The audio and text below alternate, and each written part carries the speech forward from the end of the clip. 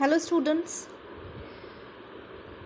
We have already completed half of the chapter of the second story, half of the portion of the second story, The Portrait of a Lady, where we have already come up with the portrait of the lady who was the grandmother of the writer, and she was beautifully portrayed by the perfectly chosen words of the writer.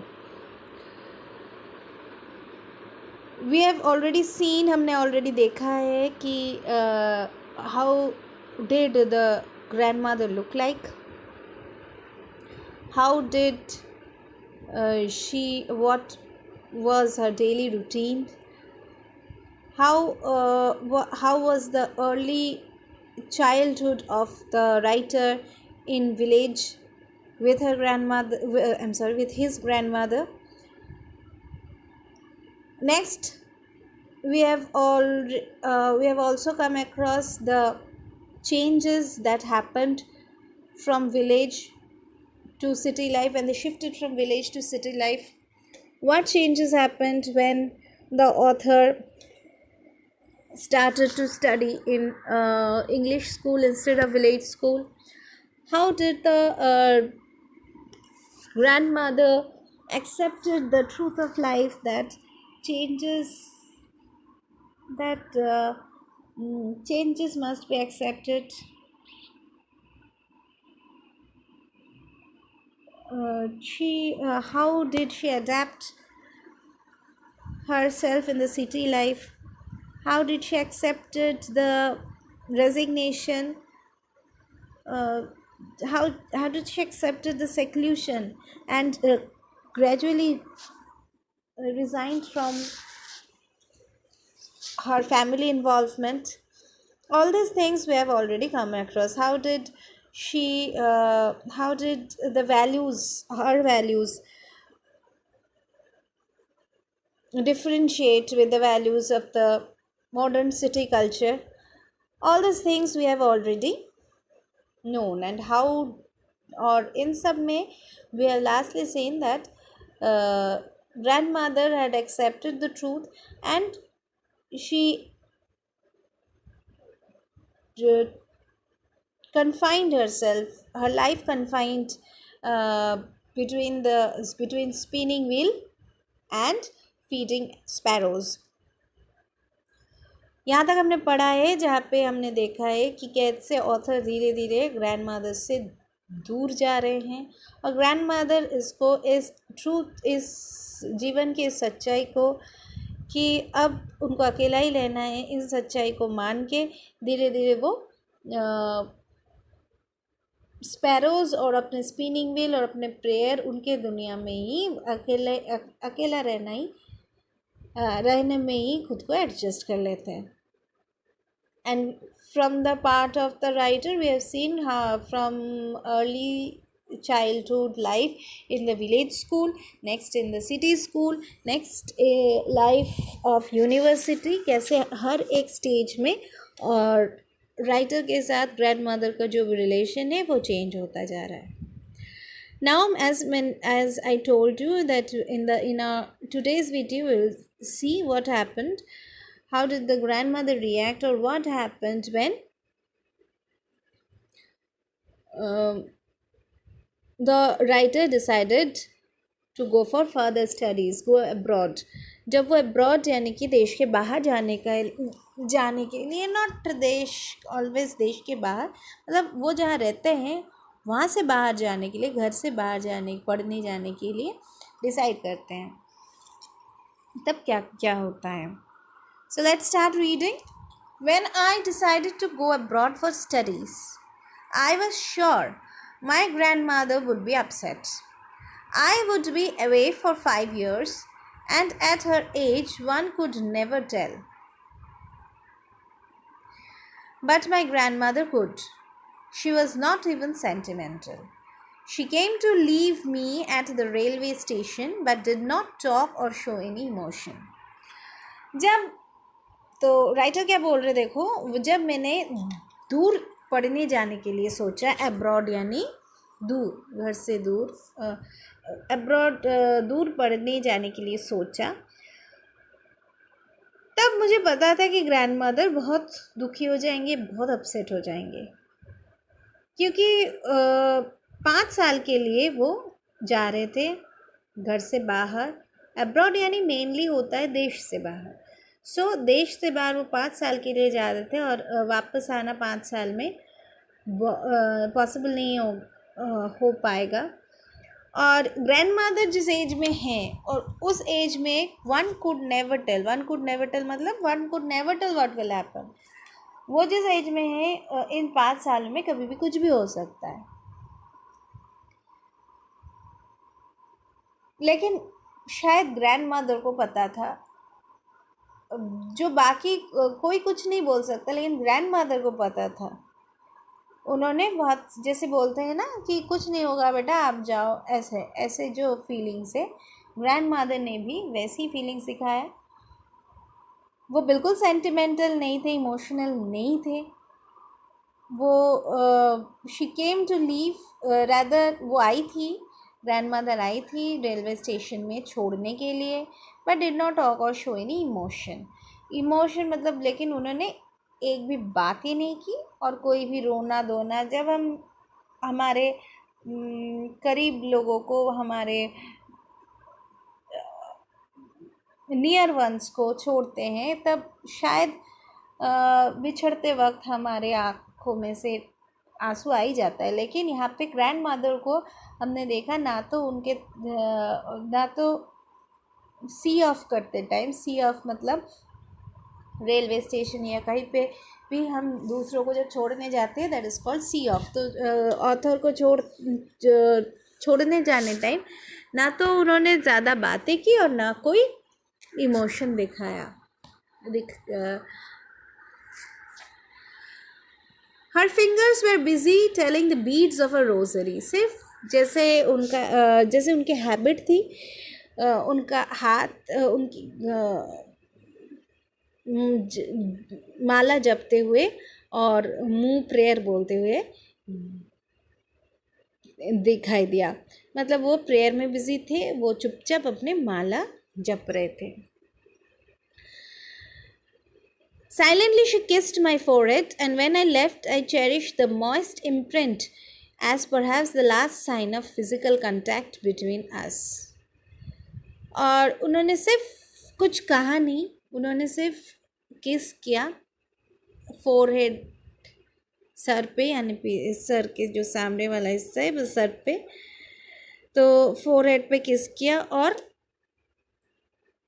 When I left, अब writer बोल रहे हैं कि जब मैं वहाँ से जा रहा था, तब मैंने वही लास्ट मॉइस्ट इम्प्रिंट, मतलब हाथ में जब पसीना होता है तो हाथ गीला गीला रहता है, कभी कभी वो टेंशन में भी होता है, कभी कभी मॉइस्चर की वजह से भी होता है। तो यहाँ पे हम ये एज्यूम कर सकते हैं कि अंदर ही अंदर ग्रैंड मदर टेंस्ड थी, और उसी टेंशन का एक एक्सप्रेशन था कि उनका हाथ मॉइस्ट था।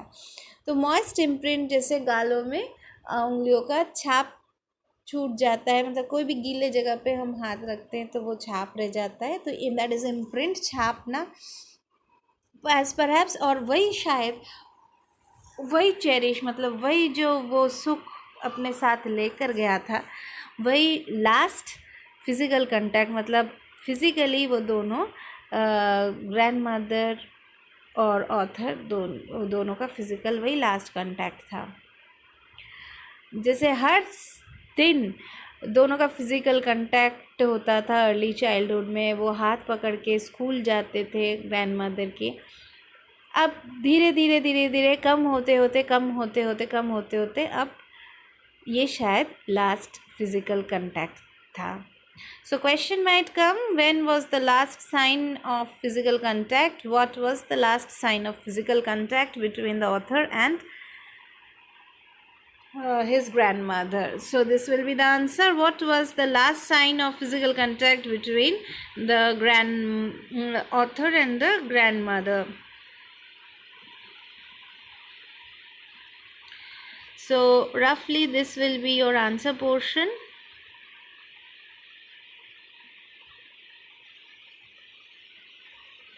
इसको अपने लैंग्वेज में चेंज करके लिखना है, थोड़ा सा शॉर्ट करके. Okay, so let's proceed. But that was not so. After 5 years, I came back home and was met by her at the station. तो उनको ऐसे लगा था कि ये लास्ट फिजिकल साइन कंटैक्ट होगा. What was perhaps the last physical sign of physical contact? Question ऐसा आ सकता है, इसीलिए मैंने कहा. लेकिन वो एक्चुअली हुआ नहीं था. But that was not so after 5 years, क्योंकि जैसे यहाँ पे देखो ऊपर मैंने ऑलरेडी मार्किंग किया है, वन कुड नेवर टेल. ये ऑथर बार बार ही सोच रहा था कि क्या पता 5 साल में दादी माँ को कुछ हो ना जाए, लेकिन ऐसा कुछ हुआ नहीं. 5 साल बाद वो जब वापस आए, घर वापस आए, तब वही जैसे जाते वक्त दादी माँ स्टेशन में आई थी, वैसे ही जब वो घर वापस है तब भी उन्होंने दादी माँ को स्टेशन में खड़ी रहते हुए देखा. She did not look a day older. और वैसे ही जैसे फर्स्ट उन्होंने ओपनिंग में कहा था कि 20 साल से वो वैसे ही है. क्यों 20 साल से कहा? देखो यहाँ पे फिर से कहा है कि उनको देखकर ऐसा नहीं लग रहा था कि वो एक दिन भी ज़्यादा बूढ़ी हुई है. बिल्कुल वैसे की वैसे ही लग रही थी. She still had no time for words, and while she clasped me in her arms, I could hear her reciting prayers. तो जब उन्होंने still had no time for words, उस टाइम भी उन्होंने बात तो नहीं की. बात करने का उनके पास टाइम नहीं था, क्योंकि वही वो दिन भर प्रेयर ही बोलती थी, प्रेयर ही गाती रहती थी. रिसाइटिंग मतलब बोलना, जैसे पोएम्स मतलब एक पैटर्न में, एक सुर में बोलना, दैट इज़ रिसाइटिंग. रिसाइटिंग मतलब एक पैटर्न या सुर में बोलना. तो वैसे ही एक सुर में जो जैसे वो प्रेयर गाती थी वही गा रही थी, इसीलिए बात करने का टाइम तो उनके पास था नहीं. उन्होंने सिर्फ गले लगाया, मतलब अपने बाहों में ले लिया. clasped me in her arms. दादी माँ ने उनको अपने बाहों में ले लिया देखते. Even on the first day of my arrival, her happiest moments were with her sparrows, whom she fed no longer and with frivolous rebukes. तो और पहले दिन जब वो आए थे, उस दिन भी उनकी खुशियाँ जो है वो अपनी खुशियाँ वही स्पैरोस के साथ बांट रही थी. और उन्होंने दूसरे दिन जितने टाइम तक खिलाती थी उससे भी ज़्यादा टाइम तक उन लोगों को खिलाया, और थोड़ा बहुत बीच बीच में डांट भी रही थी. रिब्यूक यानी डांटना, प्यार भरी डांटना जो होता है, दैट इज़ रिब्यूक. फ्रिवॉलस मतलब ऐसे कोई बेमतलब डांट रही थी. फ्रिवॉलस मतलब कोई मतलब नहीं है, ऐसे बेमतलब छोटी छोटी डांट दे रही थी उन स्पैरोज़ को. और अपने हैप्पीएस्ट मोमेंट्स, क्योंकि ऑब्वियसली 5 साल बाद ग्रैंड सन आया है, तो that is the happiest moment for any grand mother, not only authors. तो वो अपना हैप्पीएस्ट मोमेंट वही स्पैरोज़ के साथ ही शेयर करने बैठी थी. इन the evening change came over her. लेकिन शाम को उनके अंदर एक बदलाव आया. She did not pray. She collected the women of the neighborhood. This is a very important paragraph. Questions come from here. Questions come from here. Which evening a change came over her? Which evening वो हम बाद में देखेंगे, पढ़ेंगे. Which evening a change came over her and how? It's a very important question, very important paragraph. अच्छे से पढ़ना. In the evening change came over her. लेकिन शाम को उनके अंदर एक बदलाव आया. She did not pray. जो दादी माँ मतलब जो ग्रैंड मदर प्रेयर में इतनी बिजी रहती थी कि लोगों से बात तक नहीं करती थी. ऑथर जब आते गए आए तो उसमें एक भी बात उन्होंने नहीं की, सिर्फ प्रेयर बोलती रही. तो वही दादी माँ ने उस दिन प्रेयर नहीं की. She collected the women of the neighborhood, got an old drum and started to sing. उल्टा उन्होंने क्या किया? उन्होंने आस पड़ोस की कुछ औरत को बुलाया, एक पुरानी ड्रम ली और गाना गाना स्टार्ट कर दिया, जबकि गाना उनको बिल्कुल पसंद नहीं था। उन्होंने क्या कहा था गाने के बारे में, आप लोगों को पता याद होगा। उन्होंने कहा था कि singing song is the monopoly for harlots and beggars. तो वही दादी माँ ने ड्रम लेकर आस पड़ोसियों को बुलाकर गाना गाने लगी। For several hours she thumped the sagging skins of the dilapidated drum and sang of the homecoming of warriors. For several hours, बहुत मतलब घंटे भर उन्होंने थम्प्ड मतलब थपथपाना, यहाँ पे थम्प्ड यानी थपथपाना, थपथपाने लगे। सैगिंग स्किन, सैगिंग्स मतलब जो बिल्कुल पतला हो गया, जो बिल्कुल ख़राब हो गया, वैसे skins of the dilapidated drum. Dilapidated मतलब जो बहुत दिनों से पड़ा है, जिसको कोई हाथ भी नहीं लगाया हो, तो वही डिलैपिडेटेड स्किन्स ड्रम के, जो ड्रम बिल्कुल हाथ भी नहीं लगाया बहुत सालों से किसी ने, तो वही ड्रम को वो बहुत घंटों तक पीटता रहा, थम्प करता रहा। एंड सैंग ऑफ द, और वो किस टाइप का गाना गा रही थी दादी माँ ने, होम कमिंग ऑफ वॉरियर्स, जैसे युद्ध से लौटते हुए जो वॉरियर्स, योद्धा जब युद्ध से लौटते हैं, वॉरियर्स यानी योद्धा, तब जब वो जीतने की गीत और उनके आने की खुशी में उनके वीरता के बारे में बताते हुए जो गीत गाते हैं, वैसे ही गीत दादी माँ भी गा रही थी उस दिन, सबको सुना रही थी। We had to persuade her to stop to avoid overstraining, और वो कंटिन्यूसली गा रही थी और हमको ज़बरदस्ती परसुएड मतलब उनको जाके रोकना पड़ा, बीच में जाके रोकना पड़ा, ताकि क्योंकि उनका आफ्टर ऑल एज हो गया है, उनका इस उम्र में ओवर स्ट्रेनिंग मतलब ज़्यादा थकान ना हो जाए। ओवर स्ट्रेनिंग मतलब ज़्यादा थकान ना हो जाए, ज़्यादा काम के वजह से थकान ना हो जाए, तो ज़बरदस्ती बीच में जाकर उनको रोकना पड़ा। परसुएड मतलब बीच में घुसना। That was the first time since I had known her that she did not pray. और उस दिन शायद पहली बार उन्होंने भगवान का प्रेयर नहीं की। उन्होंने उस दिन पहली बार भगवान का प्रेयर नहीं की, लेकिन नहीं तो आज तक ऑथर ने ये यहाँ पर देखो, ऑथर ने कहा मैंने जब से दादी माँ को जाना है तब से लेकर आज तक मैंने कभी नहीं देखा कि उन्होंने, आज शायद पहला दिन था जिस दिन उन्होंने भगवान का नाम नहीं लिया। क्योंकि अर्ली चाइल्डहुड से लेकर देखो हर जगह पे, हर स्टेज पे हम देख रहे कि जब भी ग्रैंड मदर ऑथर के साथ बात कर रही है, तब प्रेयर और उनके हाथ में वो जपने की माला ऑलवेज रहती थी। और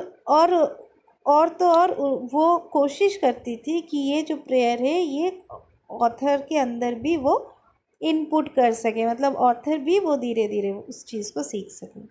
लेकिन उस दिन बहुत बड़ा चेंजेस आ गया दादी माँ के अंदर। Now why was the change came, what was the result of the change, that we'll study in our next video.